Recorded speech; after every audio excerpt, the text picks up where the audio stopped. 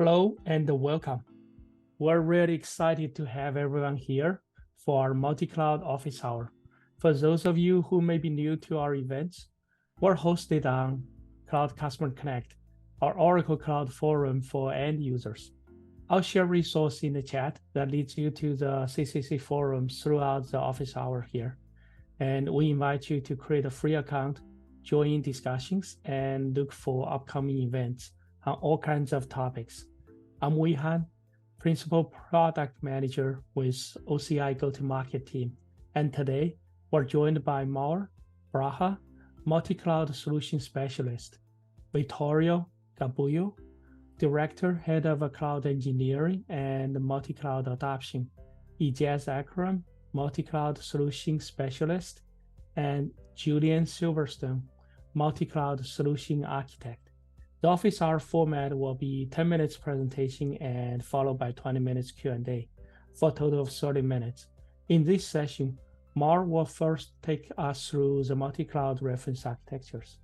Before I hand over things to our presenter, I'd like to take a quick poll about the state of multi-cloud. We plan to have the multi-cloud office hour as a monthly event. It will be on the third Thursday of every month going forward. The September session will be at the Oracle Cloud World. Please join the multi-cloud Bird of Feather session on September 19th at 5 p.m. US Pacific time at Cloud World. We have several customers join to share their multi-cloud experience. It's a great networking opportunity, so please join us for that.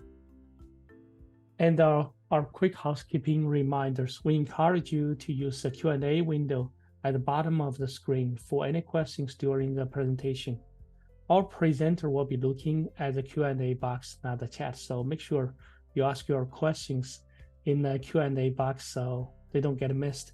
And of course, we're recording today's session, so if your colleagues were unable to make it or you like to return to the content, I'll share the link to the replay later on. Okay, that's enough for me. Go ahead, take it away, Maur. Good morning, everyone. Thank you, Wei, for the introduction. Thank you, everyone, for attending. It's really great to see so many attendees here today, and I'm really looking forward to answering all your questions in our Q&A session, and I'm sure that my colleagues here with me share that excitement. My name, as Wei mentioned, is Maur Braha. I'm a multi-cloud specialist based out of Sweden. What does a multi-cloud specialist do? Is I work with customers and partners just as yourself. In planning their multi-cloud strategy, they might have a split stack, they might need disaster recovery, but any kind of strategy that has to do with Oracle Cloud and another or cloud or a few clouds, how do we approach that and how do we architect that in the best way to get the best of all the worlds? But why do we actually need that, right? Some of you may ask, why do we need a multi-cloud specialist? Why do we need to really put so much effort into it? Because multi-cloud is easy, right? We used to have hybrid solutions, and it's pretty much the same. We have a cloud, and we have a different location, and all we need between those two locations is just connectivity, right? Multi-cloud is easy, just like a hybrid solution. But multi-cloud is easy until it isn't easy, because you have so many different providers of cloud that you can choose from. You have so many different services that you can choose from, and each service and each provider may have its own weaknesses and strengths and its own set of prerequisites, even their own language to approach it. If we're looking at here, we have OCI, we have GCP, we have AWS, Azure, and then we can even have specific SaaS clouds. So for example, the Salesforce cloud, Shopify e-commerce cloud, and so on. And then we have different ways to connect them. It can be the native connectivity. So for example, OCI Fast Connect, Azure Express Route, connecting between them with the partnership with Microsoft. It might be interconnect, or we can use a third-party provider such as Megaport, such as Aviatrix, such as Equinix. So the choices here are vast, and they change according to what we actually aim to do and our use case. And that is where multi-cloud specialists here at OCI are here to help you with. Now, let's look at some connectivity models. Now we have a limited amount of time, so we're going to talk about the connectivity models and go into the reference architectures. But of course, multi-cloud is more than just the connectivity models. But the connectivity models that are most common for us right now are, first of all, we have to give the honorable mention to Azure. Of course, we have the partnership with Microsoft that gave us interconnect. And on top of that, the Oracle database services for Azure. And that is a unique offering that we have together with Azure. So this is one of the most common use cases that we see. One way to connect to Azure, but we're not only limited to connectivity with Azure. We can also work with any other cloud, any other even SaaS cloud, with third-party connectivity or direct VPNs. What does third-party connectivity mean? It's providers such as Equinix, such as Megaport, that have their own connectivity fabric. You connect there, and they manage all the connectivity in the same way to different clouds. The benefit here is if you have multiple clouds, if you have OCI, AWS, Azure, and GCP together, you might want to use that opportunity to have the same connection in between all your different clouds. And now I want to go to show you some reference architectures. And I want to point out how these reference architectures are similar and how they are different and how they are simple, but how they are complicated. And the point I want to make here is every use case is different. And that's why it's important to understand multi-cloud and to understand your own needs and plan according to those needs. So the first reference architecture that I want to show you here, it's a retailer. And real-life retailer that we actually worked with and deployed this architecture with. What they had is they had Azure. On the right side of the screen, that's their production. On the left side of the screen, that would be disaster recovery. So they wanted to go split stack with a front-end application serving their end customers in Azure and a database in OCI. And the architecture that we came up with was as such. If we go from the bottom up on the right-hand side of the screen, the end users would go to the application is connected to OCI. And how did we do that?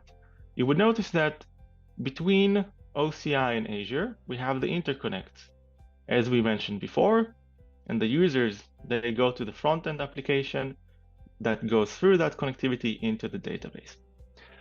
In terms of the network itself, you would notice that this is a flat network. Okay, there's no hub and spoke, it's just a flat network with a VCN attachment to one DRG, routing gateway, okay? One dynamic routing gateway that's connected to the network.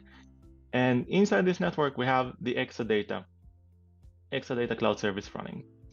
This customer chose to go with network security groups, all right? So the security is managed with dynamic security groups. Applications or instances, I should say, that are deployed are tagged into a specific security group. And based on those security groups, we manage the security rules, the firewall rules, basically, that are built in, the native ones in OCI and the native ones also within Azure. Here comes the interesting part, and that's the thing that you need to plan for. The disaster recovery. We have an active data guard, and the site that was chosen for this is London. However, you would notice that they chose the front end in Dublin, all right? But we do not have direct connection to Dublin. We don't have a data center in Dublin. What we did, Azure does allow transit routes through what is called geopolitical regions. So we had the interconnect into London, and then Dublin was able to go through London thanks to this geopolitical region into the DR in London. From Dublin, London to London. The reason they had to do this is they had other dependencies in Azure Dublin that they could not work without, and therefore they needed to stay in Dublin. Otherwise, of course, it would make sense to use just London and skip the hub. Why is this important? This was identified from the get-go, all right? And this was done thanks to the geopolitical region. However, if this wasn't identified from the get-go and we would find this out later on, it might be too late, right? Because if this would be a region that doesn't allow this solution to work, the geopolitical region, our POC would probably fail, right? Because we wouldn't have a solution for this. If we were just having tunnel vision in a POC for the production and not thinking about the actual implementation, because some POCs just say, let's see if it performs well, right? But only then they think about the DR and the other possibilities. And if we were in that scenario, we might have been failing here. The point I want to make is that it's very important that you ask yourself, what is it that we want to achieve in the full spectrum of the deployment, not just within the POC, because this can make or break your deployment. Now, this here was, as mentioned, using interconnects. So those connectivities here, as you see, in between Azure and OCI, that's the interconnect. If we deep dive into them, that's how they look. We have the partnership with Microsoft, it's ExpressRoute and Fast Connect, and that allows us a very highly reliable and fast connection between the two. But we can move to different types of scenarios. And we have this one. This is a logistics company using autonomous transaction processing in OCI with DR. So again, this sounds like a very similar use case, right? It's a split stack between Azure and OCI, and it has a DR. So same, right? Well, no. You would see here, first of all, yes, there's interconnect between OCI and Azure. Yes, there's the remote peering between OCI regions that allow us the disaster recovery. But you will notice the main differences here is that in here, we have basically a hub and spoke network, you can say, and you have a hub VCN that's holding the next generation firewall. So this customer wanted to work in segregation, unlike the flat network we've seen before. And they wanted to use a specific firewall, not only the security groups and security lists that are native, they wanted to deploy their own firewalls in each location. On top of that, you will notice a different thing. We have Equinix that's creating the connection here. In the last reference architecture I showed you, the choice was to use just the internet into Azure and then go over interconnect. In this case, we have on-premise data center that's going into both OCI and Azure. The customer here, what they needed to do was to allow the database administrators connection into OCI to manage the databases and connection into the application in Azure for the users. And they wanted to have the same connectivity layer for both locations. And moreover, they also wanted to have the same connectivity layer into their disaster recovery, okay? So we could have architected this in a VPN or a Fast Connect and ExpressRoute into each location, but that would give us a lot of connections to manage. It would be a bit more complicated for the customer to use, and they chose to go with the third party in here to manage that connection. So it's similar in the highlighted concept here to this deployment, yet it's different in the approach taken. It's different in the connectivity from the end customer, and it's different in the way the networks within Azure and OCI are structured.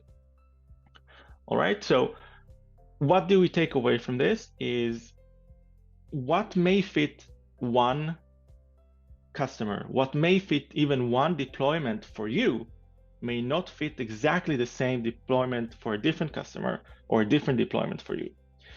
And the good thing is that we do have reference architectures and technical articles about pretty much anything you can think about. And what you do is if you did your identification correctly and qualification correctly, and you know what it is that you need, you can take different parts and pieces of different reference architectures and make them your own, make them the best for you. And that's where the multi-cloud specialty comes in very, very handy. And in this here, of course, I mentioned Equinix, but it doesn't have to be specifically Equinix. We have many different partners that we work with. And basically this connectivity here, the Equinix, that's how it would look if we had more clouds. And in this example, we have Megaport, but really it can be any different partner. you would see here from OCI, we have the Fast Connect, AWS Direct Connect, and Google, also they call it the interconnect. It would be into Megaport, and all these connections would be managed by Megaport. All the routes and everything would be managed by the partner, actually. But moving to the third, it doesn't even have to be OCI centric or infrastructure centric. When we talk about multi-cloud, a lot of the times we get tunnel visions into the infrastructure itself, right? Connectivity, instances, databases, CPUs, we get tunneled into that, but it doesn't even have to be infrastructure only. It doesn't even have to be OCI only, specific OCI infrastructure. What we can even do, it can be working with SaaS clouds, and also working the SaaS approach within OCI. So in this use case, for example, we had Shopify e-commerce SaaS, and we used Oracle Integration Cloud, OIC for short, and the streaming services in OCI for an event-driven data flow management. What does it mean? When we had information logged in Shopify, maybe a sale or something like that, we would be triggered, OIC would be triggered, and it would take this information with the streaming service and would go to the SAP application on premise. And for that matter, it can even be the SAP SaaS cloud that they have, and log that information inside there. And that is true to any type of SaaS solution. It can be even your own privately developed, internally developed tools. We had other customers that we used OIC to automate their integration of their internal tools, for example. So yeah, keep that in mind. It doesn't have to be infrastructure only. All right. With that, I will open up for questions.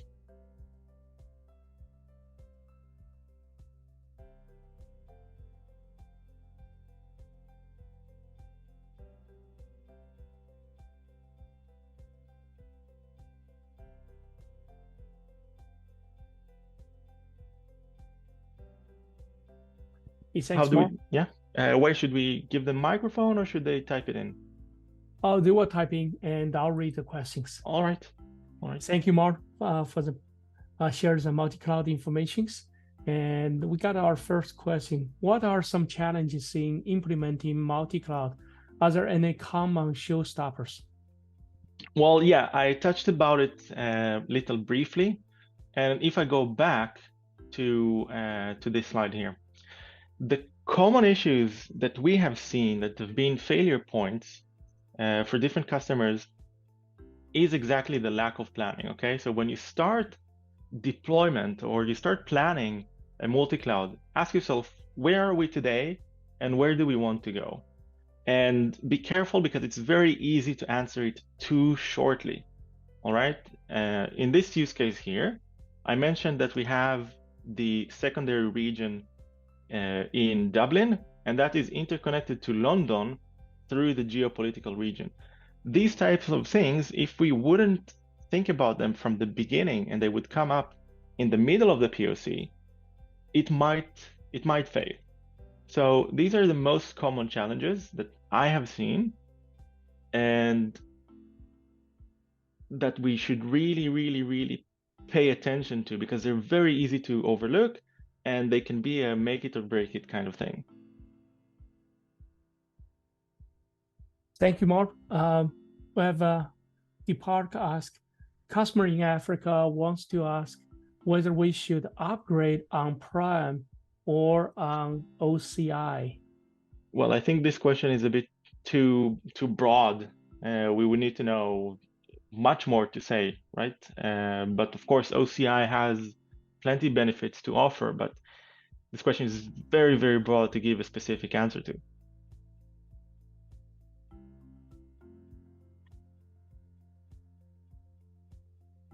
Okay.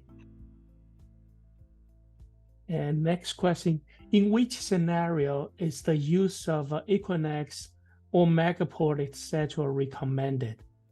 All right, so let me just go a bit forward. And let's talk about this slide here. if we have two different clouds alone, you might just want to go and connect directly into those two clouds. However, even if you use Fast Connect, you will need some kind of partner to do that connection for you. All right, so you will always need them. But I think the question is here, when would you use Megaport or these partners as the full management of the connectivity? And that case is when you have multiple locations, when you have multiple clouds, and you want to have one connection point. And as this example here is showing, the Oracle and Azure are connected directly, but we're using Equinix because we want to allow one management point between the connection for OCI in Amsterdam, Azure in Amsterdam, OCI in Singapore, and OCI in Southeast Asia. So it's those use cases where you have the multiple, let's say, like octopus connectivity. That's where you want to have one place to use it. So that's the biggest benefit of those. Yeah, I want to add, we use Equinix and Megaport as example here.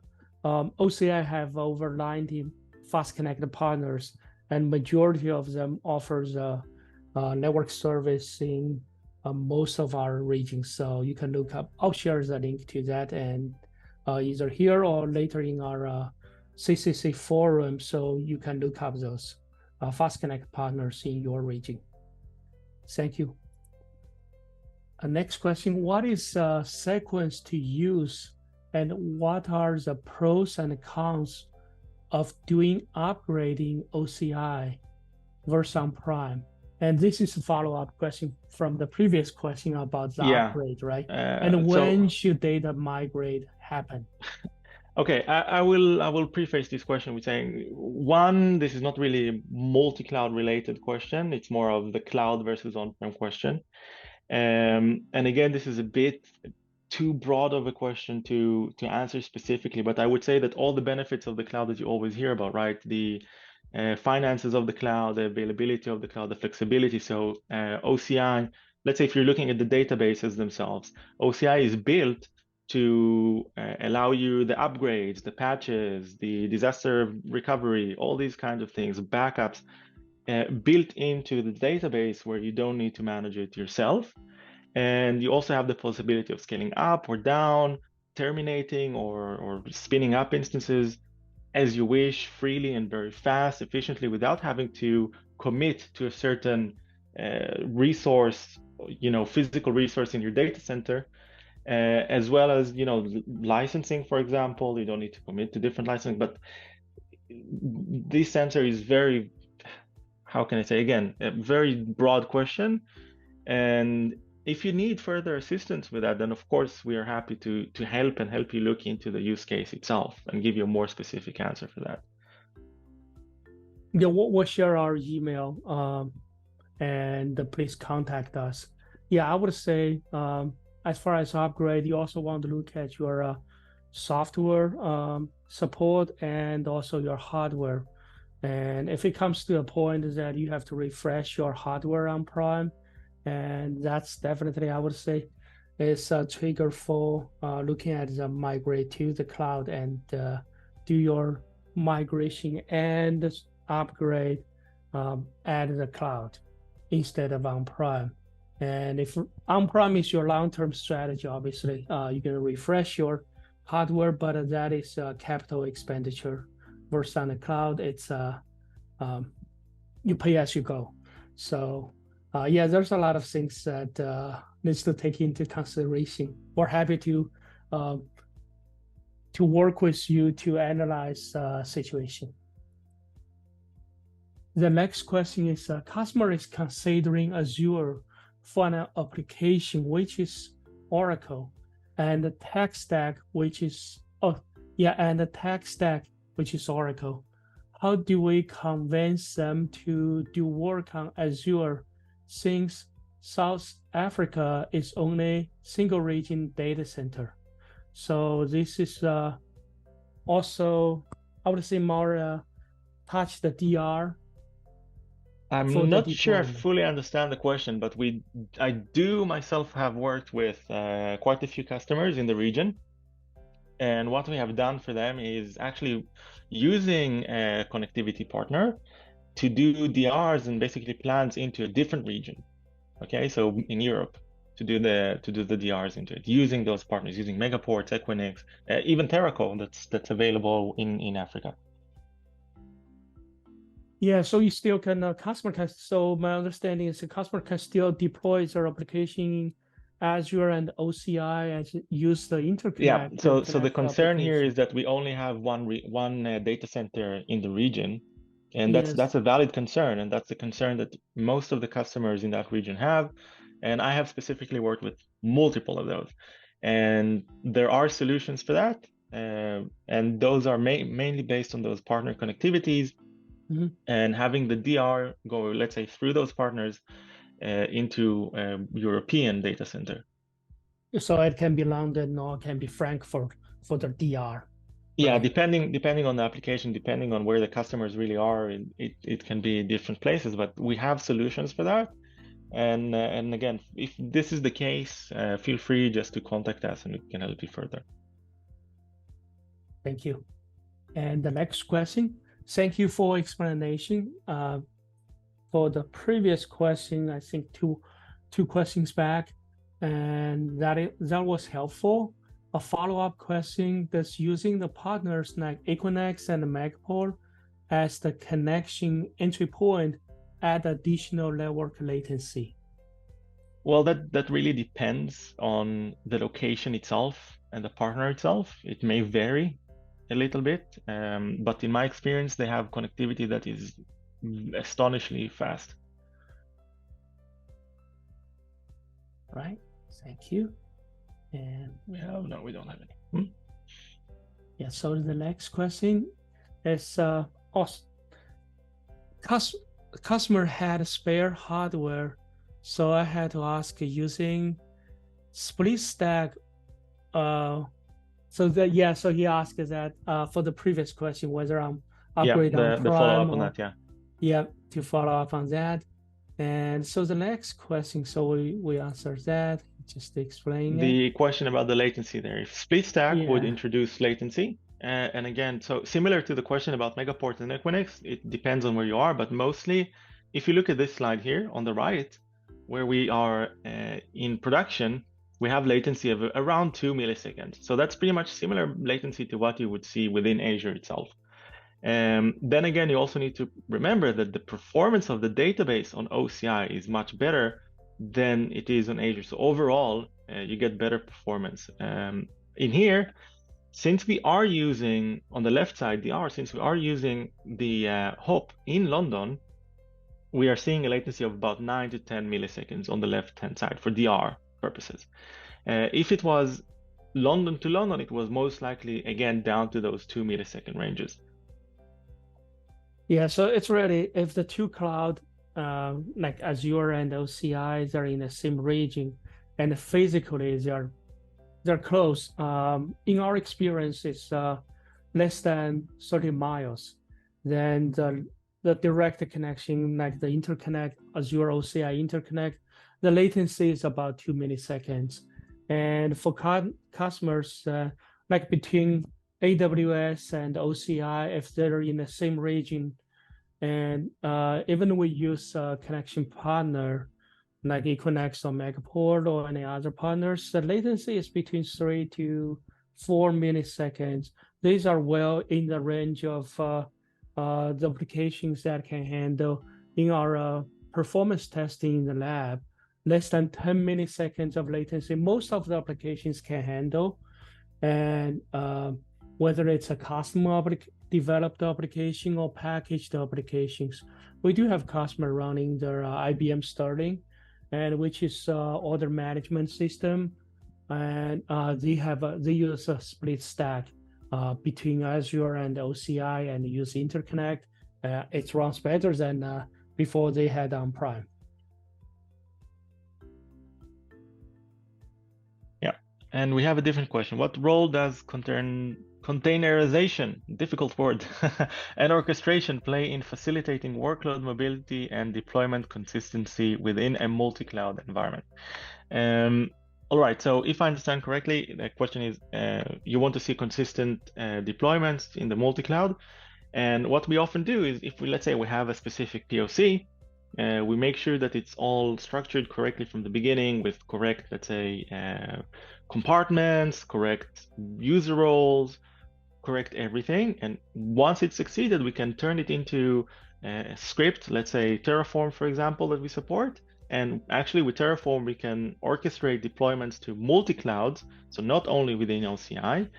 And we make that a very consistent thing using that kind of script. And that also allows you to take it to different places, of course, because it's just a script. I just launched another poll to get your feedback on different architectures. What cloud do you use with different architectures?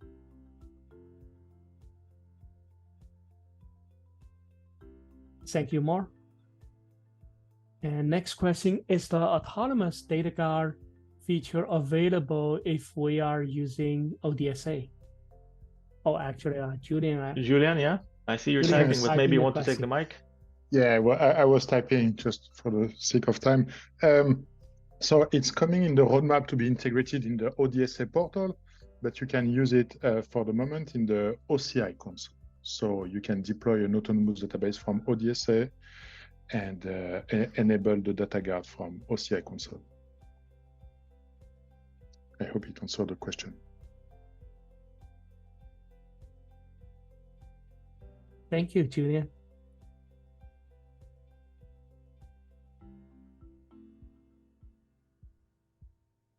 So next question, what are some common things that are overlooked in a split stack architecture? So we have a lot of questions about split stack architecture. Yeah. So I have touched a little bit about what we do wrong in our planning, but a different thing that is actually overlooked quite often is the application itself. And usually it's an ISV, right? Some kind of vendor that's giving this application, let's say SAP, or whatever kind of application it might be. Often we overlook if it's certified for that type of thing, right? Because it needs to be supported in two different ways. The vendor needs to support split stack, okay? And it also needs to say that they allow OCI. And yes, most of them do, but it's important that we understand that, right? Because even if OCI is a wonderful tool that can do pretty much anything you ask of it, it also depends on the vendor that's selling you the application that you want to adopt, right? In terms of their support, for example, it might be some clause in your contract with that provider that says, oh, you cannot install it in a certain way. So it's also very important to look at it from the business side and understand that maybe you don't care about that support, but if you do, make sure that you will get it in the end of the day from that provider. Thank you, Mark. Last question. And we get a lot of good questions coming. So the last one is, how should we approach reference architectures? Yeah, so as mentioned before, we have plenty of reference architectures available for multi-cloud or just OCI itself. We have even landing zones available, scripts available. And the point I tried to make before, you would see between this reference architecture and this reference architecture, they're similar in what they wanted to achieve, but they're different in their approach. So if you look at reference architecture for interconnect, for example, which would be this one here, so that would be similar between these two reference architectures. It would be similar in here between the Azure and OCI, and in here between Azure and OCI. But the things around it would be different. This is using hub and spoke, and this is using flat. This is using network security groups, and that one is using firewall. This one is using a direct connection from the end customer. That one is using Equinix. So what I want to say is use reference architectures, but don't be afraid to make them your own. Take the pieces that are important for you, that are useful for you, and patch them together with other pieces from different reference architectures, making sure, of course, that they're compatible, and make the best solution for you.